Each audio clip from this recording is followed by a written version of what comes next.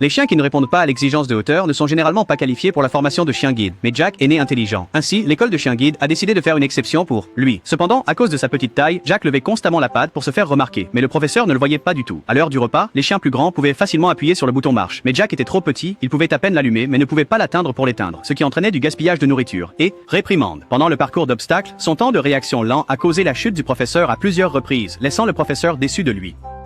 La nuit, Jack regardait les autres chiens guides recevoir leur récompense, se demandant si être petit signifiait qu'il était condamné à mendier dans les rues. Juste à ce moment, un petit chien noir attira son attention, aussi petit que lui, mais déjà récompensé de nombreux honneurs. Cela raviva la confiance de Jack. S'il ne pouvait pas atteindre le bouton avec ses pattes, il utiliserait son nez. Si la table était trop haute, il empilerait ses livres pour l'atteindre. Lors du prochain parcours du combattant, Jack guida le professeur à travers chaque obstacle, presque terminé le parcours, mais fit soudainement une erreur, provoquant à nouveau la chute du professeur. Le directeur, enragé, lui fit signe de sortir de la classe. En regardant ses camarades de classe recevoir leur médaille, Jack ne put s'empêcher de verser une larme. Juste à ce moment, un bruit fort vint de derrière. C'était une fille aveugle qui était rentrée dans une zone de construction. Sans hésitation, Jack a sauté par-dessus la clôture, se précipitant vers elle et la poussant avec sa tête jusqu'à ce qu'il la guide en sécurité. Un tonnerre d'applaudissements retentit derrière lui. C'était son professeur et ses camarades de classe. Et juste comme ça, Jack a enfin gagné leur respect.